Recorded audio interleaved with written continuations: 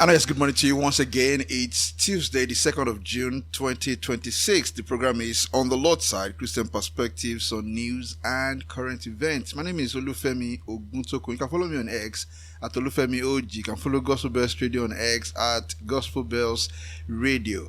I'm sure you know of that brand, CNN.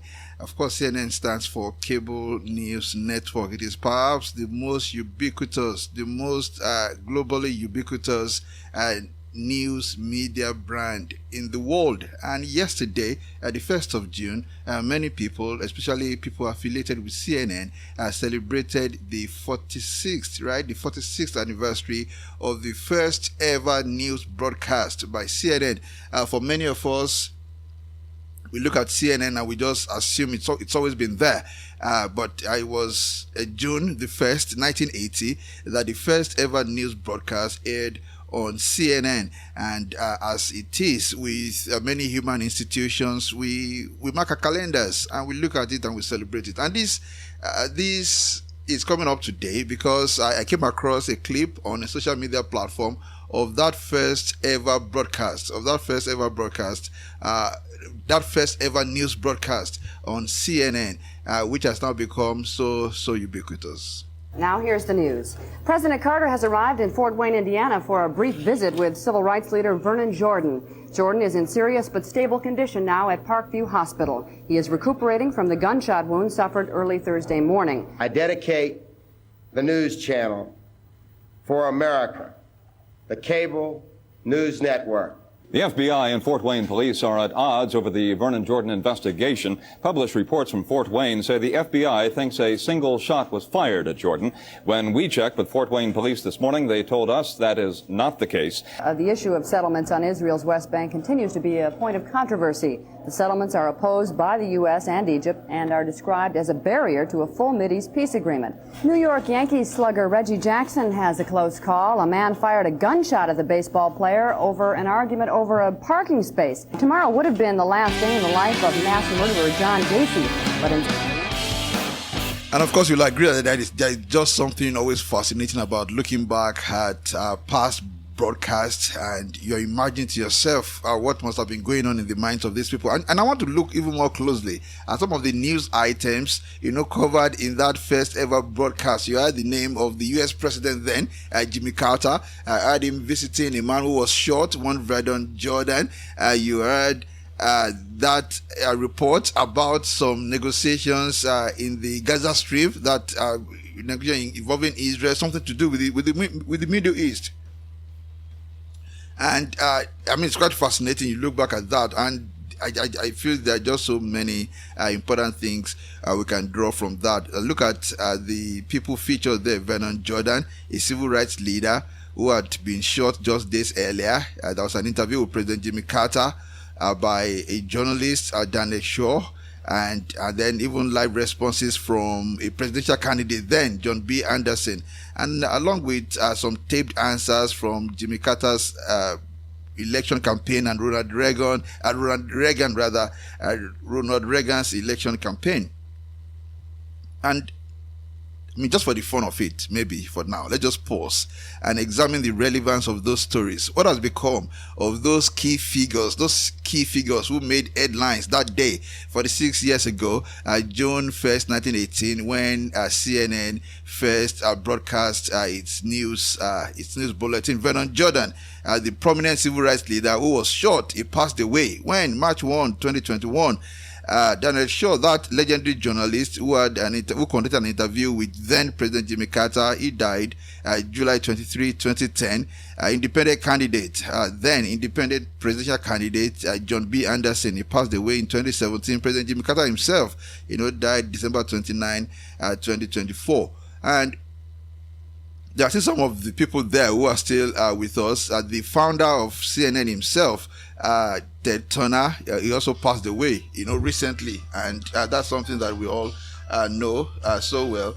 For those who are very conversant with this, that even he himself, that's Ted Turner, the founder of CNN, passed away just recently. And I want to look at that. The talk at that time was about the 1980 presidential election. How many elections have held in the U.S. since then? America has held 11 more presidential elections since the 1980 elections that dominated the broadcast in 1980. In 1984, in 1988, 1992, 96, 2000, 2004, 2008, 2012, 2016, 2020, and 2024. And of course, each one engaged heart and minds. Each one stirred passions. Each one felt urgent at the time. That's the point I'm trying to make. That as the news events at that time, June 1, 1980, as they sounded urgent and important and engaging, so do the news items of today also come to us as urgent, as important, as engaging. And from a Christian perspective, it's natural for us to count the years. We must appreciate that it is good, not just natural, it is good, helpful to count the years and to celebrate anniversaries like this one. Milestones remind us of progress and change. But the word of God calls us to something deeper. Psalm 90:12. So teach us to number our days, meaning that it's a good thing to number our days. And for all the people who posted the clips from the first broadcast, from the first news broadcast by CNN 46 years ago, that's a good thing. Teach us to number our days, but not just for the sake of it, not just for the nostalgia of saying, wow, look at the face of that lady who presented the news, look at the hairstyle of that man who presented the news, oh, look at the gadgets in the CNN studio 46 years ago, look at the streets of the United States 46 years ago. That's not the purpose of numbering our days, not just for me to look at my picture and say, oh, look at me when I was in Olivet, look at me when I was in law school, look at me when I was in the faculty of law, look at me when I was in primary school, and just to laugh and just to comment on the changes that have happened to my face or to my body. The same thing for you, not just to look at that person, he used to be our friend, he used to be our neighbor, and we used to be in school together. We are not numbering our days just to reflect on merely that the days are passing or that things are changing. Psalm 90:12 says, teach us to number our days that we may apply our hearts unto wisdom. And in this CNN case, what wisdom can we apply from this? Look at the news of 1980, dramatic as it was. It stands as a powerful reminder that that all things pass away. That's what I'm going to take away from this, because as I listened to that clip, as I read more about the figures, the key persons who were the dramatic personnel in the news stories, I said to myself, this is a reminder, a powerful reminder that all things pass away. Leaders rise and fall. Jimmy Carter was president then. He was preparing for re-election. Ronald Reagan was preparing to challenge him. He successfully challenged him and became president. Ronald Reagan himself is gone. He served 2 terms as president, but is no more. All things pass away. Leaders rise and fall. Headlines fade. Even mighty institutions and movements eventually change.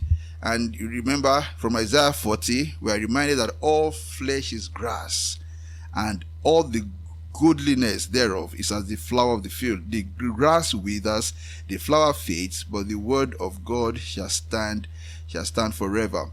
And again, 1 John 2:17, the word passes away and the lust thereof, but he that doeth the will of God shall abide forever. So this is what I'll say. If you come across any celebration of CNN's first news broadcast in 1980, on June 1, 1980, let it not be just about counting years and celebrating media history. Let it turn our hearts to wisdom. And if you come across some people discussing it, make sure you find a way to lead the discussion back, to the gospel of Christ, to remind them that, as we look at these clips of the first news broadcast by CNN in 1980, I will not remind you that all flesh is grass. I shouldn't be asking these people featured in the news stories broadcast on that day. Do we ask ourselves where they are right now? In a world of constant breaking news, we should anchor ourselves in the eternal word that never passes away. And that's the most important thing. We should be reminding ourselves that, numbering our days is good. Celebrating milestones is edifying, but only edifying to the extent that these celebrations teach us to apply our hearts unto wisdom. And I pray that none of us will walk as fools in this world, but will walk circumspectly indeed. In Jesus' name, amen.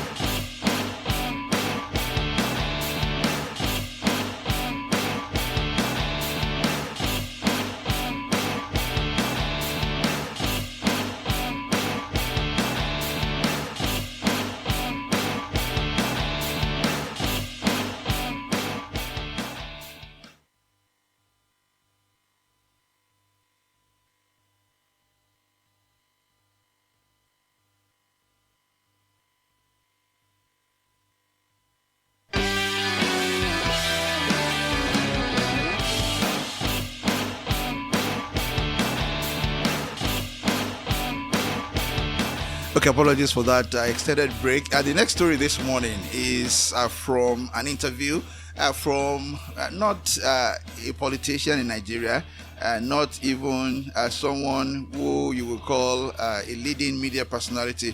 But you know that in the social media culture today, some people are just popular because, well, they become popular. If you're able to amass quite a substantial following on social media, well, you become a celebrity of sorts, you become popular. And there is this gentleman who is well known in some circles in Nigeria. His name is Keji Giwa. Keji Giwa. Many of the bloggers in Nigeria, they put the appellation billionaire before his name, billionaire Keji Giwa. I do not know his age for certain, but I'll put his age at maybe between 38 and 48, somewhere there, most likely in his early 40s. But perhaps I'm wrong. Let me just check how old is Keji Giwa, and I do not know if you know that man. Oh, he's 48. Wow! So I should get an award for that. At least I got that at the other end right. I put his age between 38 and 48. I mean that must have been a very safe guess, right? A very safe guess, and I'm right. So he's 48 years old, but many bloggers refer to him as a billionaire, and well, he appears so because you look at many of the projects that he celebrates on social media, many of the construction projects and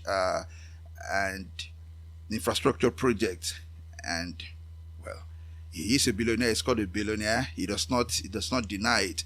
But why are we talking about him today? We're talking about him because in an interview he granted recently, or a broadcast that he made on social media, he said something that got many people understandably angry, and that got many people thinking more about the fundamental problems of Nigeria. He said, "I'm banking on Nigeria not getting better.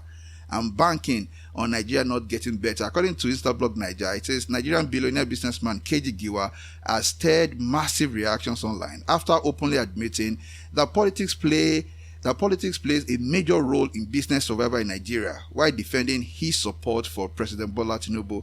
Speaking in a viral video, Giwa said any businessman who ignores politics in Nigeria is setting themselves up for failure.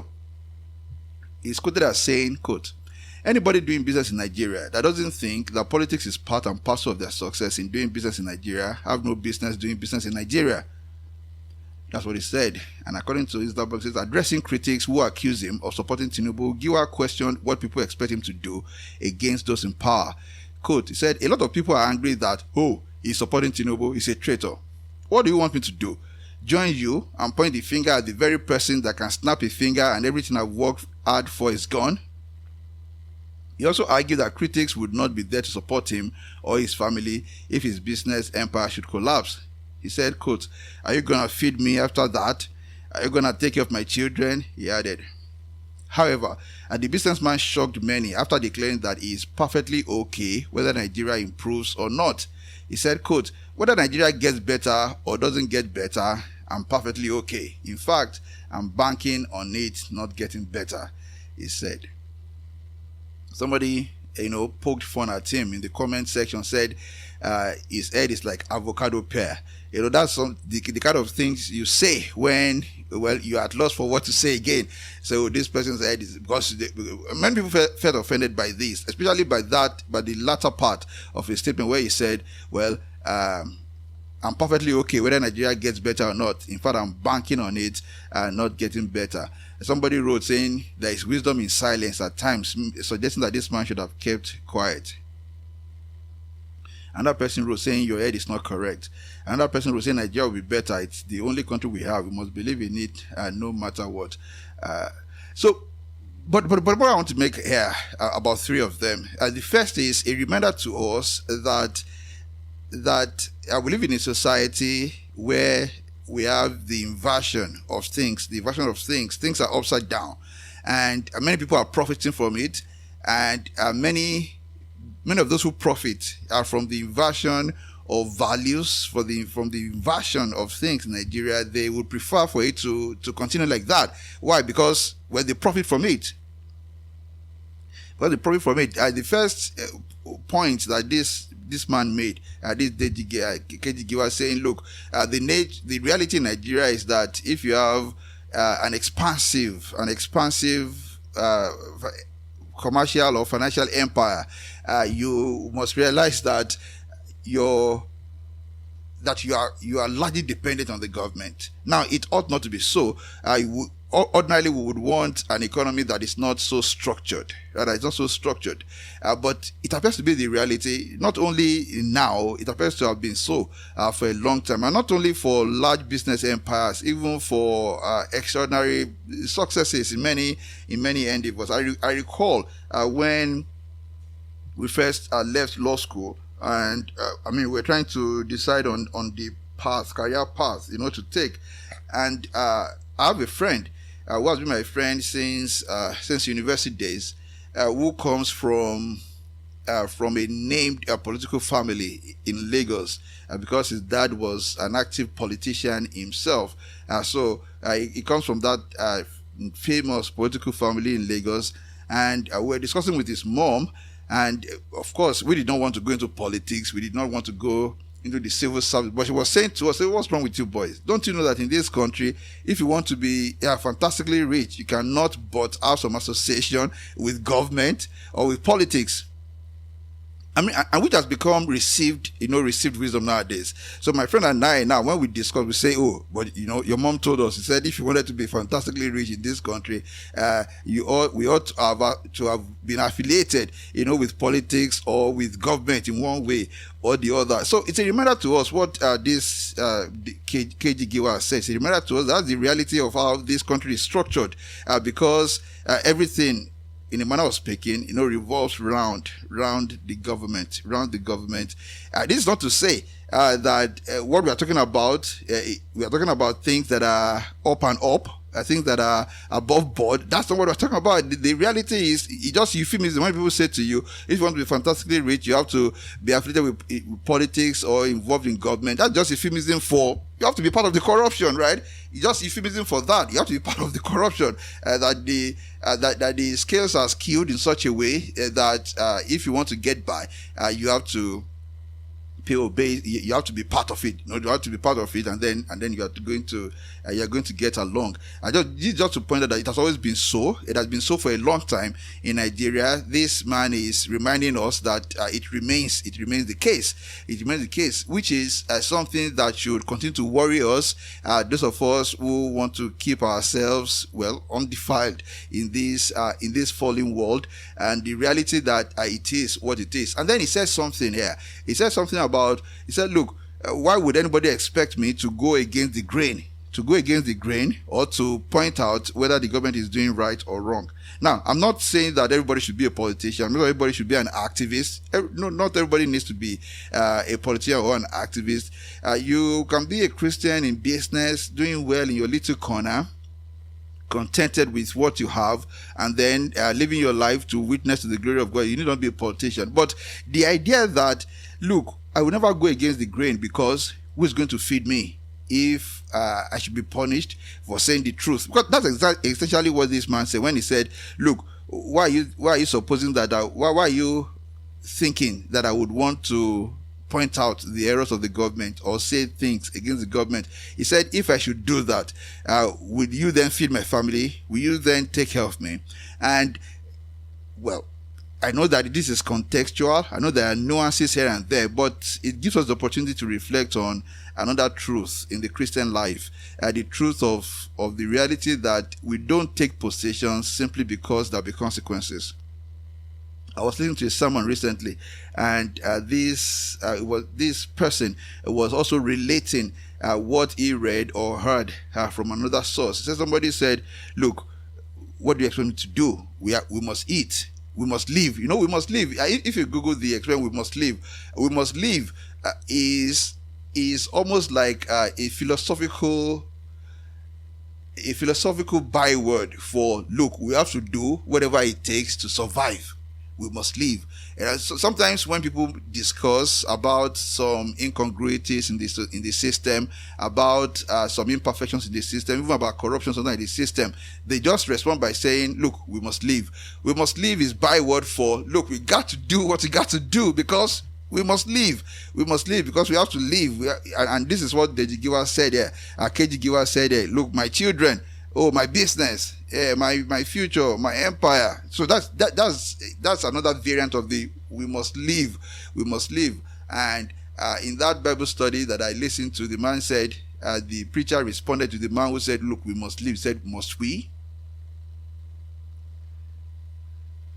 Now, I know that out there you are saying we must live, and I responded by saying, must we? I said, oh, Femi, are you saying that we should be ready to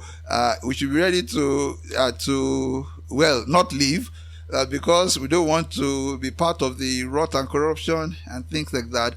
But of course, not living there is not talking about life, real life and death, but talking about, look, the things that come to us from those corrupt activities. Must we receive them? Must we not be able to sacrifice for them? When I was much younger in the legal profession, I was working with a senior advocate of Nigeria, who I continue to respect so highly, and he's a Muslim, but he's a man who is reputed, in the legal profession as being of sterling character and integrity. And I remember then that in the firm we had some rules, and whenever we had the monthly firm meetings, we all be reminded of them. And it would say that, look, if it becomes impossible, because at that time, some things happen and things don't ever change. There were concerns then in the profession, especially for those who were in the solicitor side of the business and attending to businesses from big corporates. There were concerns then, or rumors then, that some in-house legal people, in-house legal department, that some females there would insist on having relationships with male lawyers before they would give them briefs and things like that. Or in some cases, some others would want some form of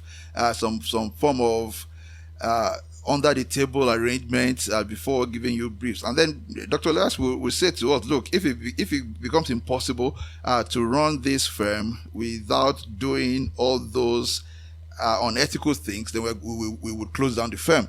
And all of us would say to ourselves, then we'll say, oh, well, it's easy for you to say that. You come from a rich family, you come from a rich, fantastically rich, Lagos family. Maybe it's easy for you to say that you will close down your business because then you will just easily maybe relocate back to the United States or to the UK.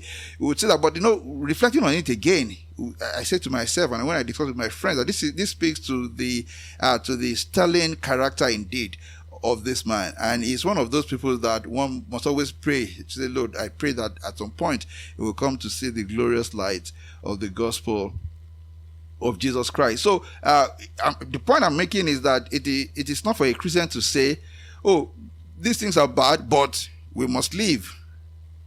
The question that the Christian will be confronted with is this: must we? Must we? Because we must not, especially when it concerns things that when it concerns the things that concern our souls, when it concerns our allegiance to God, allegiance to Christ. Jesus himself said, what will a man give in exchange for a soul? I do not want anybody who is on the Lord's side to say, well, I have to sell my conscience or my soul or compromise my Christian principle because we must live. Must we? Must we? Another question, must we? And then to the point where he said, oh, I'm banking on it not getting better. There are many people, not some people, who are profiting from the rot in this system. They are profiting from the corruption in this system. The longer this corrupt system endures, the wealthier they become. That's the reality. There are some businesses that are structured that way to profit from the corruption, from the endemic corruption, from the imperfections in our system. They are structured that way, right? They are structured that way, and so people like that are banking on it not getting better. For example, some businesses are structured to become more profitable so long as Nigeria does not get electricity right, so long as Nigeria does not get many things right, as Nigeria does not get a contracting system right, and so many other shenanigans going on there. And so these gentleman, Keji Giwa, has only said the quiet part out loud. Americans will say that, oh, that's something you don't say, but they say this person is saying the quiet part out loud. He's saying the things that are not usually said, that are not verbalized, but he's saying it out loud by saying, look, I'm banking on Nigeria not getting better. And so many people are banking on Nigeria not getting better. This is where we remind ourselves. We must never be in a situation where we are the beneficiaries of an ungodly system. You cannot be the beneficiary of an ungodly system and then continue to revel in that and to celebrate that. It just cannot be. The Bible says to us, whatever things are noble, whatever things are of good report, these things you strive. You strive for, meaning that the things that are not noble, that are not of good report, that are not praiseworthy, we do not seek after them. I know that when it comes to economic pain and financial consequences, I know that these are difficult things. They become difficult decisions to make because we must live right. But the Holy Spirit will say to us, must we? And I pray, these are not easy decisions to make when the push comes to shove, but I pray that God will give us grace and not to be in the number of those who are profiting from a broken system, not to be in the number of those who are profiting from it, not be in the number of those who are praying that things will not get better. So it means that as many Christians and people of good conscience pray for a change in this country, so do we have many people who are saying, what change? Let it remain this way. That is, the one word for that is selfishness, right? The selfishness, I'm profiting from it. I do not care that there are consequences to many. There are consequences to millions others from a broken system. And they justify themselves by saying, look, we must live. And the question is, must we? Must we? He who will keep his life in this world will lose it. That's what Jesus said. I do pray, because we are all in this world. We are all in Vanity Fair, and in a sense, we must live because we are alive. We have to eat. We have to drink, but we must remember that in living in this world, we must not kill our souls. What would a man give in exchange for his soul? That's a question that should haunt everyone who is making a decision one way or the other. So this man said he's banking on Nigeria not getting better. We are trusting God to make Nigeria better. So, under danger of putting oneself in the position of profiting from a decadent system, profiting from a system that Christians are praying to change is that if you're not careful, when God brings about the change that Christians are praying for, you'll be swept away, by that change. And you don't want to put yourself in that position where so many people of good conscience, innocent people, godly people are praying against. You want to always be on the Lord's side. No one on the Lord's side should be in the number of those who are saying we are banking on Nigeria not getting better.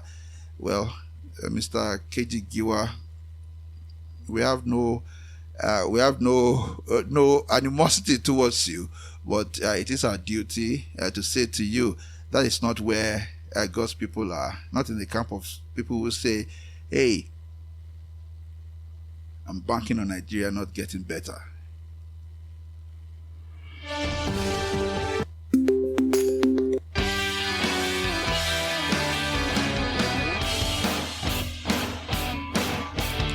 Okay, another story I came across that has got me worried is this.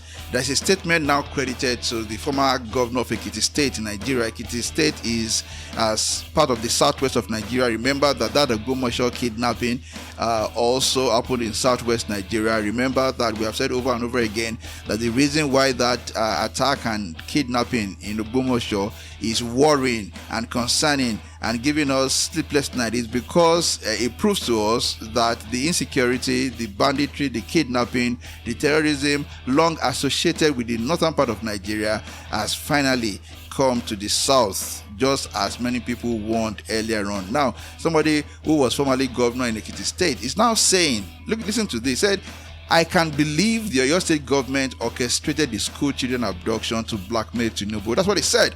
He said, I can believe that the Oyo State government orchestrated the school children abduction to blackmail Tinubu.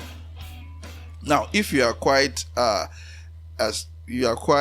discerning politics wise, if you are actually streetwise in political terms, you must understand what is going on here.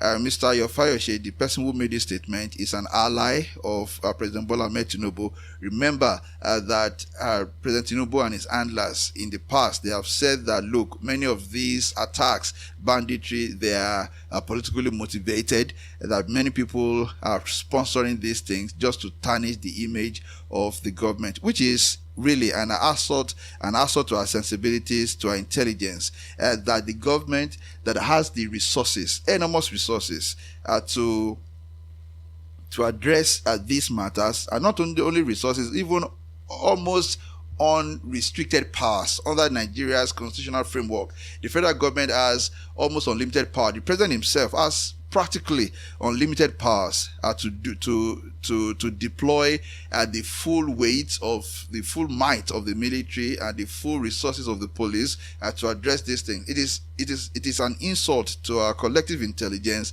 that elements in the same government now say to us that, look, all these things are happening because our political detractors who are not in government, your political detractors who are not in government, your political detractors who have no control over the military and the police, are saying they are the ones who are sponsoring these kidnappings and the attacks. And as you are saying that, are trying to justify or excuse yourself, innocent people abducted, remain abducted, innocent people killed, being killed. And so when I came across this statement that the former Ekiti governor, Ayodele Fayose, is saying that, look, I'm persuaded to believe that the Oyo State government orchestrated the school, I'm saying to myself, what additional insult being meted out to all of us, and especially to those who are the direct victims of these things. Yes, we know that the Oyo State governor, Seyi Makinde, appears, and I use my word addressed, appears to be on the opposite side of the political spectrum to President Bola Ahmed Tinubu. But to suggest that this was orchestrated, I'm not saying it's beyond belief, because things happen, but it speaks to the incompetence of the government. It speaks to the lack of capacity of the government, that even if it was orchestrated, you are not able to unravel it, given the limitless resources at your disposal, given all the powers you have. So let's even assume, for the sake of argument, that this was orchestrated, and by orchestrated it means that it did not really happen. But that's what orchestration, that is what it could not say it was just orchestrated. It means that it did not really happen, it was just fabricated. Well, we have seen the relatives of those whose children were kidnapped. We have seen their parents. We have seen the spouses of those we have seen spouses of those kidnapped. We have seen at least one of those spouses, one of them breaking down in tears openly. A professor, breaking down in tears while receiving Governor Sheyi Makinde.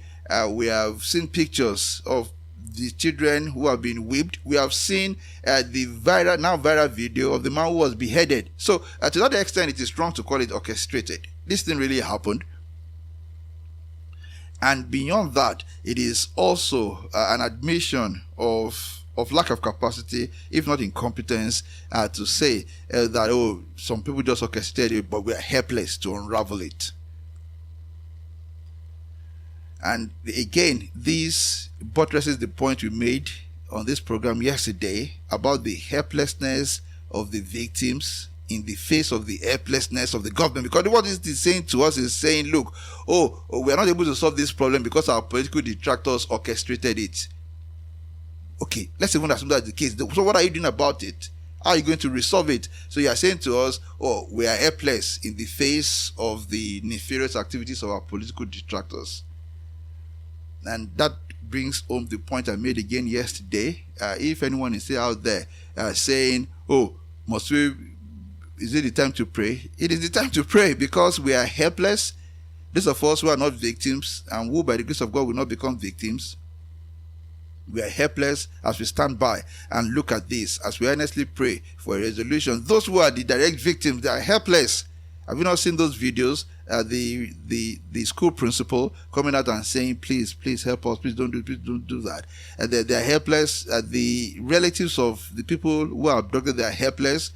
Governor Sheyi Makinde has said that given the constitutional framework of Nigeria, he also is helpless because all the decisions are made by the federal government, which is true. And now you have the sympathizers of the federal government saying, look, this is not our fault, it was orchestrated. In essence, saying we are helpless as well. Our political detractors are doing these things. Talk to our political detractors not to do them. If you know for a fact that your political detractors are doing these things, why have you not arrested them? Why have you not furnished us the evidence proving that they did it? If you are able to believe it, what evidence did you rely on? Helplessness on every side. But God is the one who helps the helpless. He said in Isaiah, do not be afraid, I will help you. And this is the time where all of us must indeed look to him for help.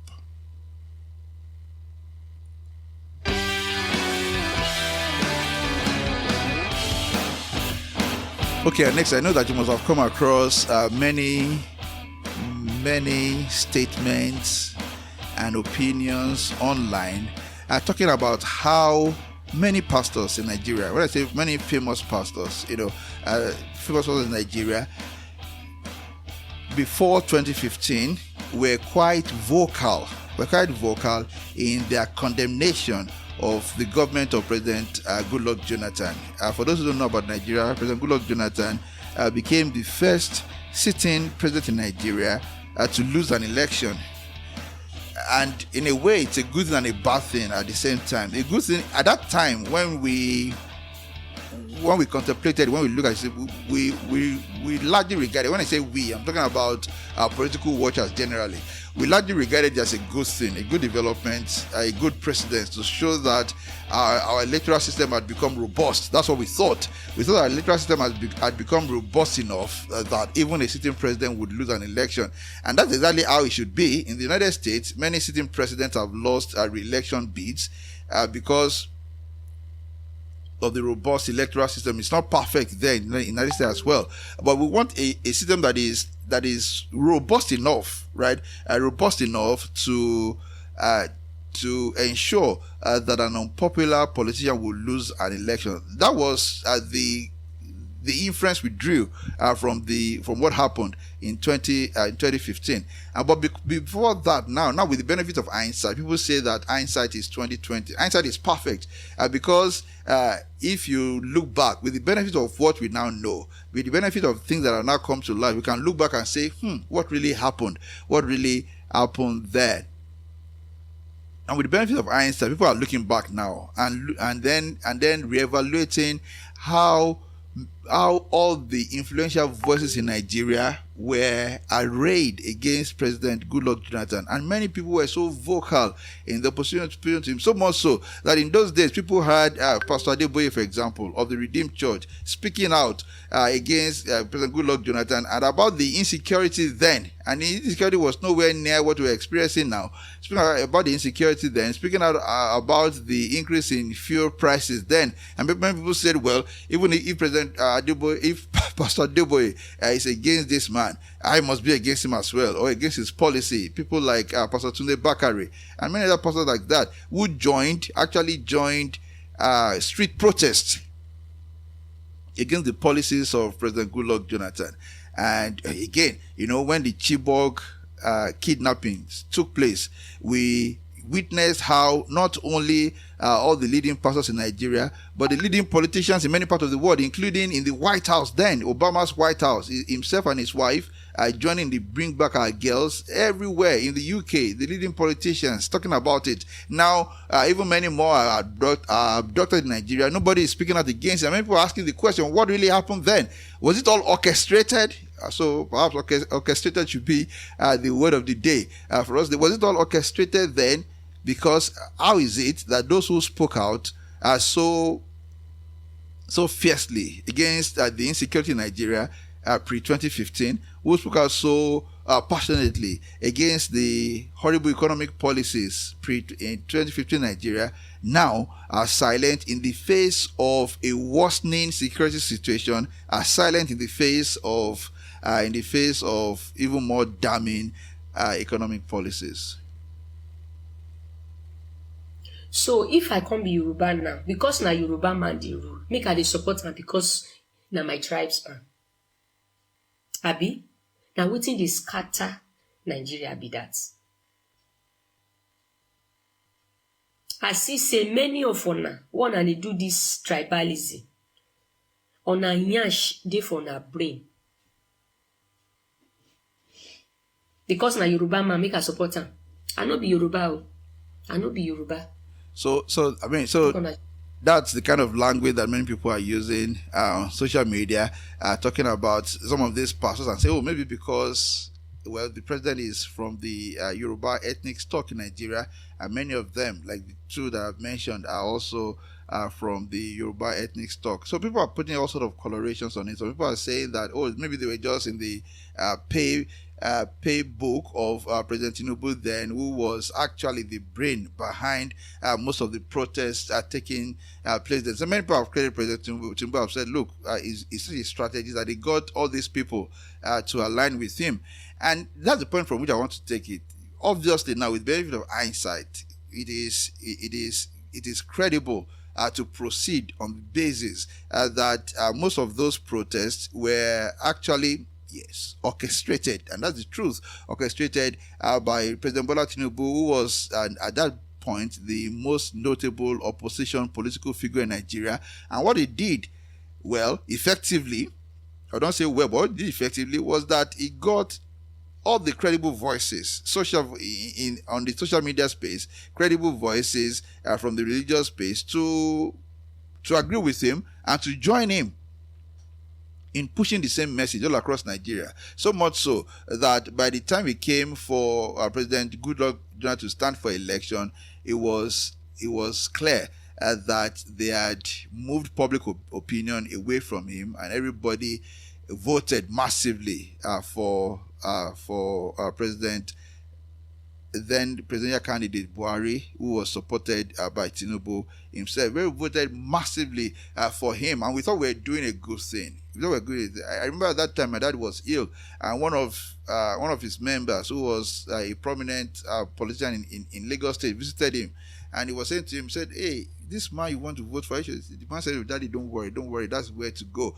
And myself and my brother too, of course, we were in the camp of those who were voting for Buhari at that time. And then many people stayed out all night, to vote. And when the results were announced, many people jubilated all over Nigeria, saying, yes, we have done the right thing.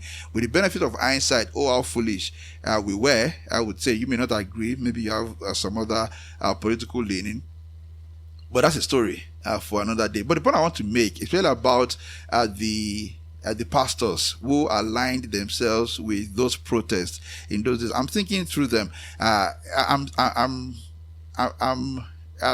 trying to be like a fly on the wall of their heart. I mean, many of them will say now and say, look, if maybe I should have been more careful then. Maybe I should not have lent my voice to such things at that time. Maybe I should not have allowed myself to be pulled, into the political atmosphere then. And which is a point that I always make. It's really about pastors. Really, we need to get our mission defined. I'm not going to be one to pressurize any pastor to begin to speak about politics, to begin to take position on political matters, if that is not the calling of that man, of that pastor. If a person has been called to disciple people for Christ, please let him be. Please let him be. If he has not been called by God to speak out about, to take political position, please let him be. I mean, we just engaged with that clip from 1980 where many people are celebrating the 46th anniversary of the first ever news broadcast by CNN. And what did we take out of that? We looked at that. We reflected on the dramatic personnel of those days of 1980, who was president in the United States then. How many people have been president since? The news items that were so engaging, so urgent in those days, they are no longer relevant nor engaging today. The people themselves who were being mentioned in the news, they've gone to their rewards. They are dead. They are gone. The reality is that there's nothing more important than the gospel of Christ. No matter how urgent it seems. No matter how urgent it seems. I tell you, no matter how important we think the things that are getting our attention in the news cycle today, no matter how important we think they are, I give you 50 years that other things would have taken place. People will look back and say, oh, they were concerned about this and that then. Oh, those things are long gone. And that is why people who have been truly called to proclaim the gospel of Christ should be careful not to be drawn into matters like that. Maybe people may say, oh, this pastor has a large church, yet he's not taking a position on Tinubu or Peter Obi or this or that. What is Tinubu or Peter Obi? Give it 50 years. Maybe people will look back and say, oh, who are you talking about? I've always said this. There was a day I was watching news, and I came across, or maybe it was on social media, but I came across somebody going to the universities and asking university students today about MK Abiola. Some of them say, who? I don't know about him.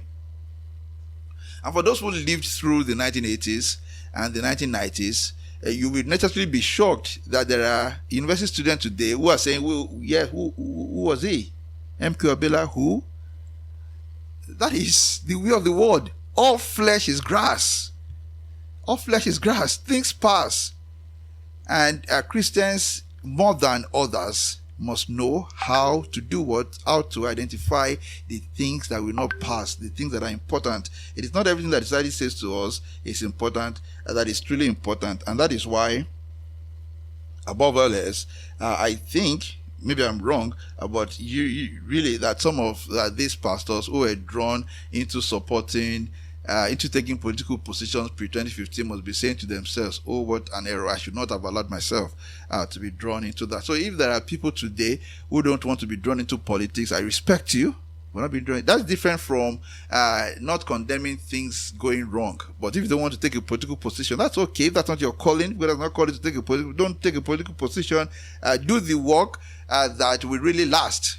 Because, humanly speaking, we look at the culture today. If you say, who are the people doing great work in the culture? Who are the people doing fantastic things worthy of celebration? People will think of politicians. You think of Donald Trump. Oh, he's trying to change this in the middle. He's trying to do that. You think of your president in your country. You think of the popular social. They're trying to. You think that the people doing the most important work. But from a God perspective, the people who are doing the most important work, they are the ones who are doing what? Who are recruiting souls into the kingdom of God. Yeah, call me foolish, but that is the truth. Because that is the work that will not die. Every other thing, people will look back at it and say, yeah, it was there. It was a man in this. Yeah, he did well. Some people will get applause from historians, depending on whether those historians share their viewpoint, because history is always according to the viewpoint of the historian. Some people will get applause in history, but you know what? Whatever you do, either for the society, political wise, or cultural wise, all these things will die. Because new ideas will come, new people will take the place, but you participate in God's work to bring souls into the kingdom of God, to help build the body of Christ. Then you are talking of work that will never die. And so, Christians, I'm not saying I'm not advocating apathy. I'm not advocating political apathy, but I'm saying let nobody make us feel guilty that we are focusing on the work of the kingdom, that we are prioritizing the work of the kingdom, even when it appears that there are more urgent things for us to do, political wise, more urgent things for us to do, social wise. We have to be like Christ, who, when people went to him and said, "Hey, my brother is trying to cheat me," he said, "Who made me a judge over you?" When people said to him, "Oh, Pilate has done," he said, "Oh, look, focus on the things that matter. Focus on the things that matter above all else." I do not.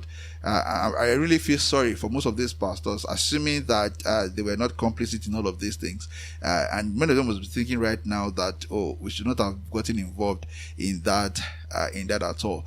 We have to learn. Most importantly, we have to learn to be focused on what God has called us to do.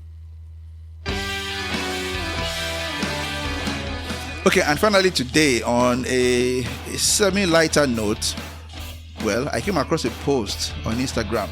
This person titled it saying, "Wait, boycott was a person?" And this person, that's a writer to this article, said 10 everyday words that were once somebody's name. 10 everyday words that were once somebody's name. I mean, I'm bringing this up because, well, it was a revelation to me. For example, you know what boycott means? When you say, "Oh, people are boycotting the election, people are boycotting that church, people are deciding not to go there." Well, to boycott something is to refuse to buy it, refuse to use it, to refuse to take part in it as an organized act of protest, usually in order to force a change. Now listen to this. The word boycott comes from Captain Charles Boycott. Did you know that? Well, I didn't know that until I read this. The word boycott comes from the name of one Captain Charles Boycott, an English land agent who managed an estate in County Mayo, Ireland. In 1880, when he tried to evict tenants and rejected their demand for lower rent, the Irish Land League urged the whole community to shut him out rather than meet him with violence. So laborers stopped working his fields, shops refused to serve him, and even the local postman would not deliver his letters. His isolation was so complete and so widely reported that his surname soon became the word for the tactic itself. To boycott something is a tactic by which you refuse to engage with it. So everybody would say, "Look, let us boycott that business." Maybe the business owned by, for example, that man we spoke about earlier on, Keji Giwa, who said, "I'm banking on Nigeria not getting better." People could become so offended by his statement and say, "Oh, you are banking on Nigeria not getting better, so let us boycott his business." And that everybody knows what boycott means. But lo and behold, the word comes from the name of a man, one Captain Charles Boycott, who was boycotted by an Irish community because he was regarded as an unscrupulous land agent. He said laborers stopped working in his fields, shops refused to serve him, even the local postman would not deliver his letters because he was regarded as unscrupulous. His isolation was so complete, so widely reported, that his surname, Boycott, soon became the word for the tactic itself. You've heard about the word maverick as well. This is that maverick politician. Maybe you can use that word for people like Donald Trump. You know, people who act against the grain, against the game of play. People who just do things independently. They don't follow the rules. They don't follow conventions. And that's a maverick. A maverick is a person who thinks and acts independently, refusing to follow the rules, conventions, or opinions that everyone around them accepts. But lo and behold, the word comes from a man, Samuel Maverick.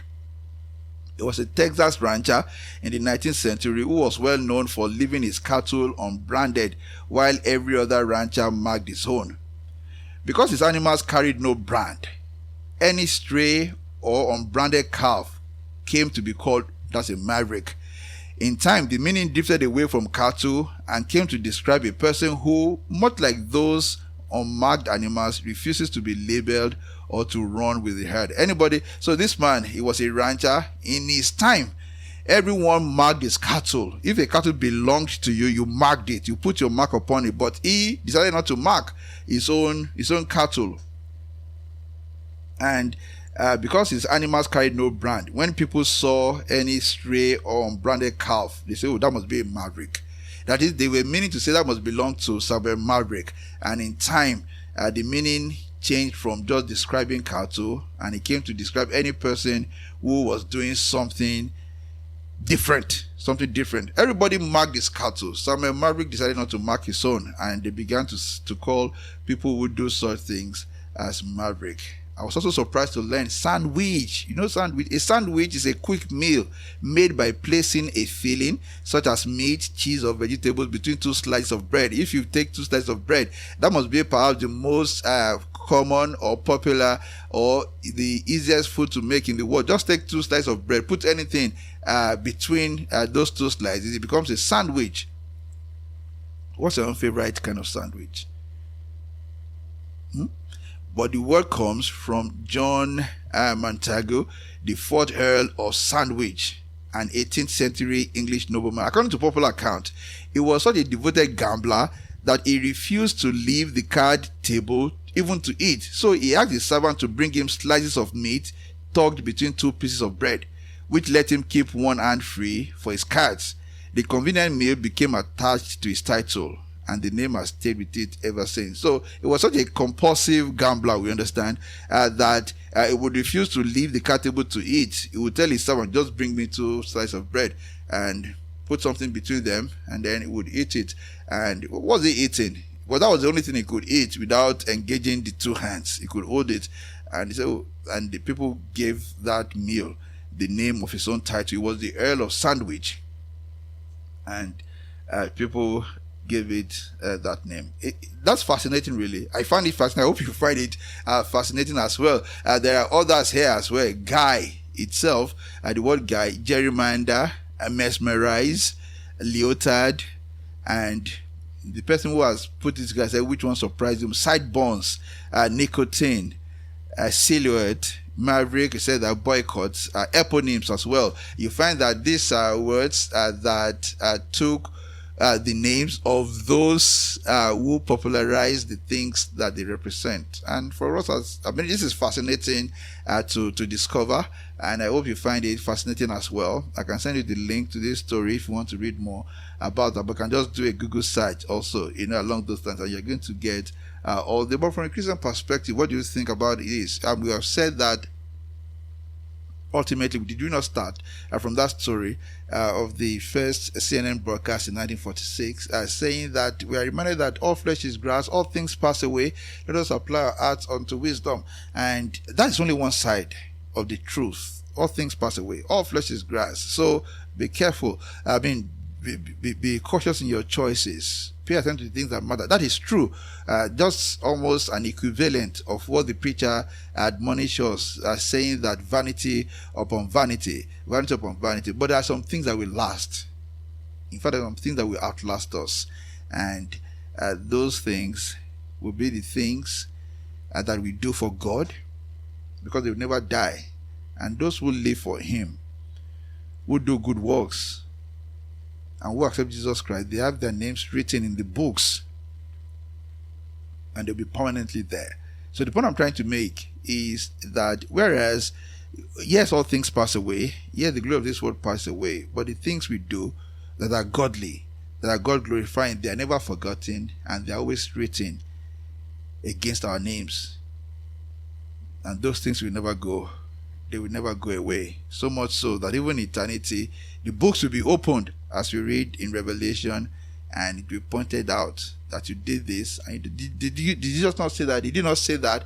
They will say to the sheep, say, oh, come into the rest of your Father. You saw me hungry, and you fed me. You saw me naked, you clothed me. And you saw me in prison, you visited me. You visited me. Just like these people whose names have come to be associated with the things they stood for, with the things they did, so will each of us, when we appear before God, will have written in respect of our names the things we have done to the glory of God. Maybe nothing will be named after you, in this world, but hey, don't worry about that. Take consolation from knowing that the things you are doing for God, to the glory of God, for the blessing of his people, to glorify his name, those things will never be forgotten. And when your name is mentioned in heaven, those things will be called to mind as well. And I want to thank you so very much for joining us this morning on Gospel Best Radio for On the Lord's Side, Christian Perspectives on News and Current Events. I'll be with you again tomorrow by the grace of God. Whatever you do today, please remain firmly on the Lord's side. God bless you. God bless you very good. You are listening to GospelBellsRadio.com, the Christian internet radio with a mission to engage the culture with the mind of Christ. Keep listening and invite others too. God bless you.